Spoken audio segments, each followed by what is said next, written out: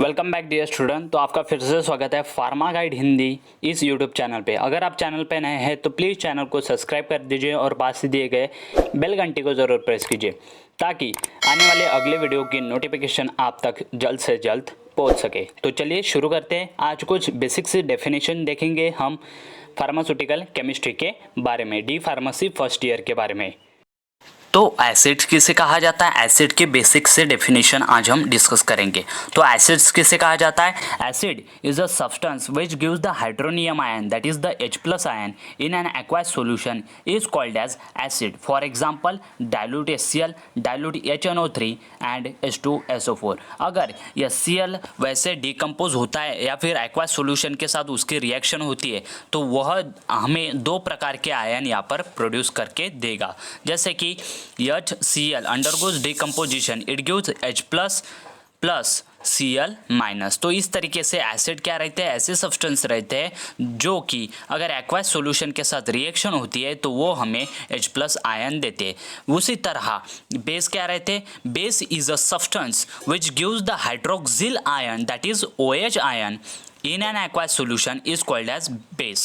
Then for example KOH, NaOH and Ca in bracket OH by 2। तो इस प्रकार से अगर KOH एक्वायस सॉल्यूशन के साथ रिएक्शन करता है तो वह हमें क्या देगा? K positive plus OH negative मतलब हाइड्रोक्सिल आयन देगा। और अगर वही एसिड की बात करें तो एसिड अगर रिएक्शन में जाता है, सपोज HCl लेंगे तो HCl is undergoes, it gives H+ plus Cl minus. तो इस तरीके से एसिड्स क्या देता है? हमें H+ आयन देता है और बेसिस क्या देते हैं? हमें OH नेगेटिव आयन यहाँ पर प्रोड्यूस करके देते हैं।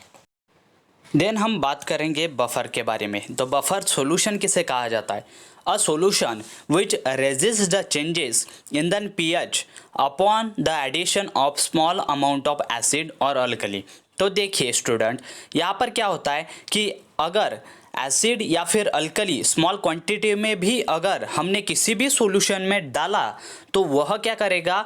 एसिड होने की वजह से या फिर अल्कली होने की वजह से वो सॉल्यूशन की पीएच, जो पीएच रेंज रहती है 0 से लेकर 14 तक, वो पीएच यहाँ पर जो है वो चेंज कर देगा कोई भी एसिड या फिर अल्कली किसी भी सॉल्यूशन की। और वह रेजिस्ट करने के लिए कोई सॉल्यूशन या फिर केमिकल सब्सटेंस डाला जाता है, उसे ही हम बफर या फिर बफर सॉल्यूशन कहलाते हैं। देन बफर कैपेसिटी किसे कहा जाता है? तो buffer capacity is defined as the mole of strong acid और strong base required to change the pH of 1 litre of buffer solution by 1 unit. तो देखिए इस बफर कैपेसिटी किसे कहा जाता है? It is defined as mole of strong acid या फिर स्ट्रॉन्ग बेस। एक मोल कोई भी स्ट्रॉन्ग एसिड या फिर स्ट्रॉन्ग बेस चाहिए जो कि चेंज कर सके किसी भी बफर 1 लीटर बफर सॉल्यूशन की value to from 1 unit. 1 unit से किसी भी बफर सॉल्यूशन की 1 लीटर की वैल्यू अगर कोई भी स्ट्रॉन्ग एसिड या फिर स्ट्रॉन्ग बेस चेंज करता है तो उस कंडीशन को हम कहेंगे बफर कैपेसिटी। तो बफर कैपेसिटी क्या है? It is defined as the mole of strong acid और strong base required to changes the pH of 1 litre of the buffer solution by 1 unit. तो स्टूडेंट एंटीऑक्सीडेंट किसे कहा जाता है? तो antioxidant are the substances which can prevent the oxidation of other material are known as antioxidant या फिर are called as antioxidant। For example sodium nitrite SO2। तो देखिए स्टूडेंट एंटीऑक्सीडेंट किसे कहा जाता है? तो एंटीऑक्सीडेंट इस प्रकार के सब्सटेंसेस रहते हैं जो कि किसी दूसरे मटेरियल या फिर किसी दूसरे सब्सटेंस का ऑक्सीडेशन अगर होता है तो वह ऑक्सीडेशन प्रिवेंट करने का काम यह एंटीऑक्सीडेंट करते हैं, जैसे सोडियम नाइट्राइट SO2। तो यह जो है मोस्ट इंपॉर्टेंट डेफिनेशन है।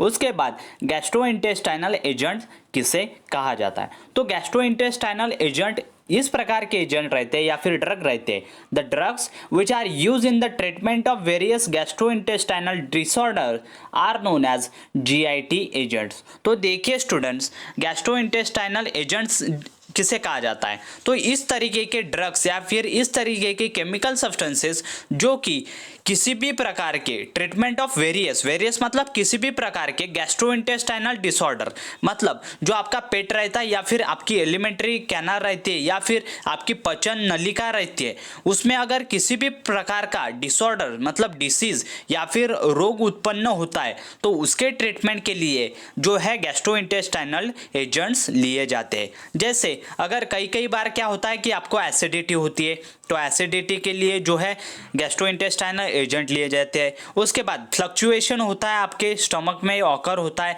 या फिर आपके एलिमेंट्री कैनाल में फ्लक्चुएशन ऑकर होता है तो उसके ट्रीटमेंट के लिए गैस्ट्रोइंटेस्टाइनल एजेंट दिए जाते हैं। तो इस तरीके से गैस्ट्रोइंटेस्टाइनल एजेंट्स क्या करते हैं, गैस्ट्रोइंटेस्टाइनल डिसऑर्डर्स जो रहते हैं उनके ट्रीटमेंट के लिए यूज किए जाते हैं।